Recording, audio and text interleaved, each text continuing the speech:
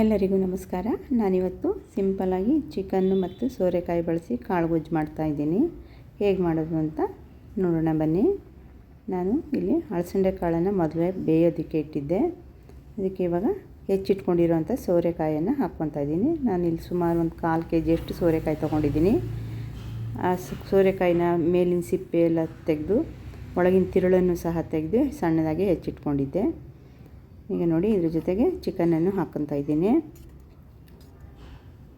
ಈ ಥರ ಒಂದು ಸರ್ತಿ ನೀವು ಮಾಡಿ ನೋಡಿ, ತುಂಬ ಚೆನ್ನಾಗಿರುತ್ತೆ.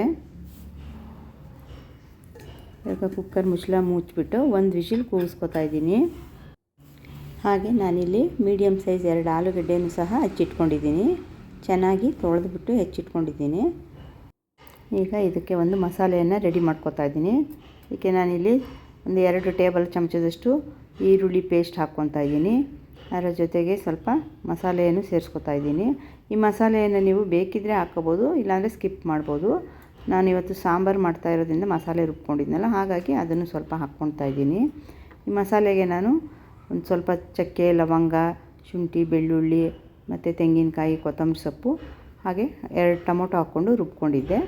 ಅದನ್ನು ಸ್ವಲ್ಪ ಮಾತ್ರ ಎತ್ಕೊಂಡು ಇದಕ್ಕೆ ಸೇರಿಸ್ಕೊಂಡಿದ್ದೀನಿ. ಅದ್ರ ಜೊತೆಗೆ ನಾನು ಇಲ್ಲಿ ಅರಿಶಿಣದ ಪುಡಿ ಮತ್ತು ಮಸಾಲೆ ಪುಡಿ, ಖಾರದ ಪುಡಿನ ಹಾಕ್ಕೊತಾ ಇದ್ದೀನಿ.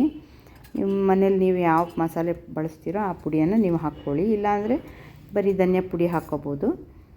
ಖಾರಕ್ಕೆ ತಕ್ಕಷ್ಟು 1 ಚಮಚದಷ್ಟು ಖಾರದ ಪುಡಿ ಹಾಕ್ಕೊಂಡಿದ್ದೀನಿ. ಈಗ ನೋಡಿ, ಕುಕ್ಕರ್ ವಿಷಿಲ್ ಬಿಟ್ಟ ನಂತರ ತರಕಾರಿ ಎಲ್ಲ ಒಂದು ಸರ್ತಿ ಚೆನ್ನಾಗಿ ಮಿಕ್ಸ್ ಮಾಡಿಕೊಂಡು ಇದಕ್ಕೆ ಹೆಚ್ಚಿಟ್ಕೊಂಡಿದ್ದಂಥ ಆಲೂಗಡ್ಡೆಯನ್ನು ಸೇರಿಸ್ಕೊಳ್ತಾ ಇದ್ದೀನಿ. ಅದ್ರ ಜೊತೆಗೆ ನಾನು ಮಸಾಲೆ ಎಲ್ಲ ಕಲಸಿಟ್ಕೊಂಡಿದ್ನಲ್ಲ, ಅದನ್ನು ಸಹ ಹಾಕ್ಕೊಳ್ತಾ ಇದ್ದೀನಿ.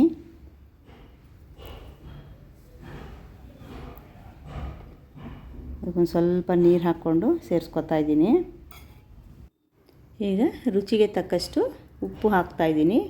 ನಾನು ಕಲ್ಲುಪ್ಪನ್ನು ಬಳಸ್ತಾ ಇದ್ದೀನಿ. ಈಗೆಲ್ಲ ಒಂದು ಸರ್ತಿ ಚೆನ್ನಾಗಿ ಮಿಕ್ಸ್ ಮಾಡಿಬಿಟ್ಟು ಮೀಡಿಯಮ್ ಫ್ಲೇಮಲ್ಲಿ ಸ್ವಲ್ಪ ಹೊತ್ತು ಬೇಯಿಸ್ಕೋಬೇಕು. ಮಸಾಲೆ ಎಲ್ಲ ಹಸಿ ವಾಸನೆ ಹೋಗಿ ಆಲೂಗಡ್ಡೆ ಸ್ವಲ್ಪ ಸಾಫ್ಟ್ ಆಗೋವರೆಗೂ ಬೇಯಿಸ್ಕೋಬೇಕು. ಮಧ್ಯೆ ಮಧ್ಯೆ ಈ ರೀತಿ ಕೈ ಆಡ್ತಾ ಇರಿ, ಇಲ್ಲಾಂದರೆ ತಳ ಹಿಡಿಯೋ ಚಾನ್ಸ್ ಇರುತ್ತೆ.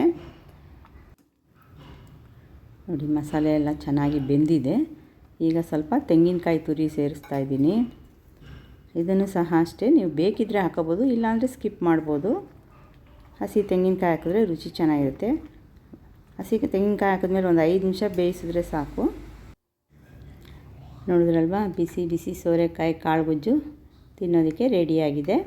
ಇದನ್ನು ನೀವು ಊಟದ ಜೊತೆ ಸರ್ವ್ ಮಾಡ್ಬೋದು, ಅಥವಾ ಚಪಾತಿ, ರೊಟ್ಟಿ ಯಾವುದ್ರ ಜೊತೆ ಬೇಕಾದರೂ ತಿನ್ಬೋದು. ನಾನಿವತ್ತು ಚಪಾತಿ ಜೊತೆ ಸರ್ವ್ ಮಾಡ್ತಾಯಿದ್ದೀನಿ. ಈ ರೆಸಿಪಿ ನಿಮ್ಗೆ ಇಷ್ಟ ಆಯಿತು ಅಂದ್ಕೊತೀನಿ. ಇಷ್ಟ ಆದರೆ ಒಂದು ಲೈಕ್ ಮಾಡಿ, ಹಾಗೆ ನನ್ನ ಚಾನಲ್ನ ಸಬ್ಸ್ಕ್ರೈಬ್ ಮಾಡಿ.